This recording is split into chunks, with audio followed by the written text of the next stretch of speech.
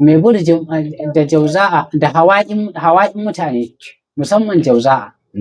Sannan kuma da hawa'i ba zai wahala a auren uku ba sama da sauran burjai. Shi sa ga wasu zaka ji an ce sun yi nahisan aure kawai kuma ba talauci.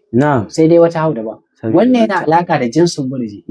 Sannan kuma masu burjan turabi da ma'i ba su cika shan wahala akan auren shida ba. Shi yasa zaka dinga samun irin wannan. Haka nari bai cika shan wahala a auren ɗaya ba. Da nari da hawa'i. To Allah ya sa mu dace. Haka auren tara. Nari da hawa'i ba su cika wahala ma auren tara ba su ma.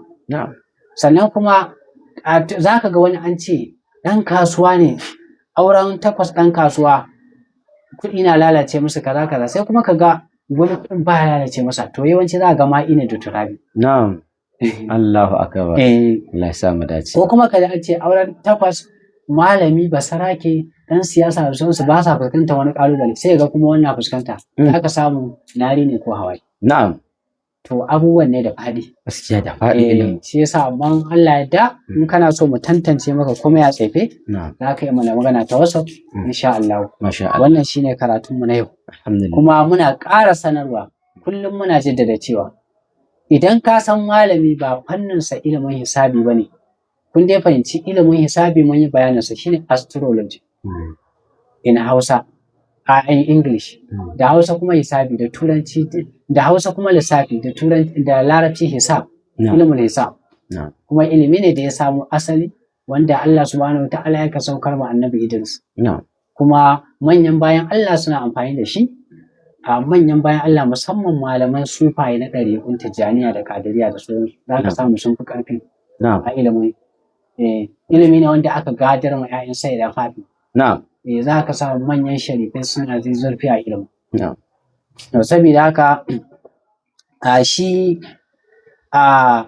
idan za ka tambayi fatawa na ilimin hisabi za ka yi tambaya ka samu malamin da ka san malamin sanin ilimin hisabi ko wanda yake tare da su.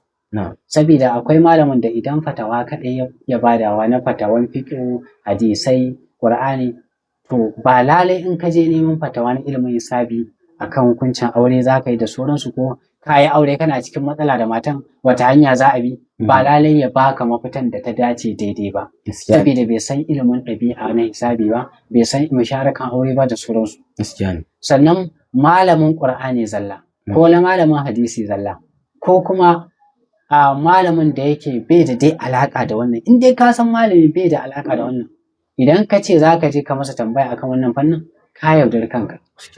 Ko dai ya baka abin da ya dace ko kuma ya baka fahimtansa cikin ilimin da ya ka sani. Wannan haka yake. Yawa saboda haka muna ƙara ba mutane shawara ba wai muna faɗa haka bane saboda ko rashin nuna ɗa'a ga malamai ko na ba a'a. Abin da muke so ku fahimta ilimi fanni. Bangaren ilimin. Idan kana son ka san Qur'ani, dolenka, in dai kana son ka san Qur'ani cikin dabai, dolenka ka je ka nemi gwani wanda yake biyawa da Allah. Haka. In dai kana son ɗanka ya san Qur'ani cikin dabai.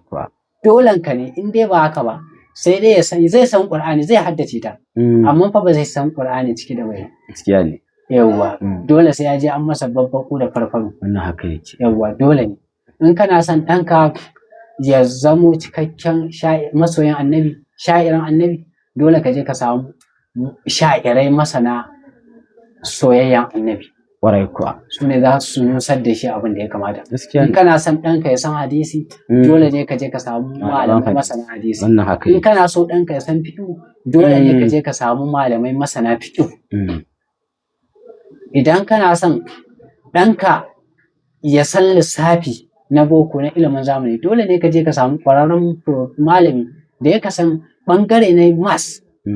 In kana son ɗanka ya san Ingilishi sosai, dole ne ka samu malamin da ya san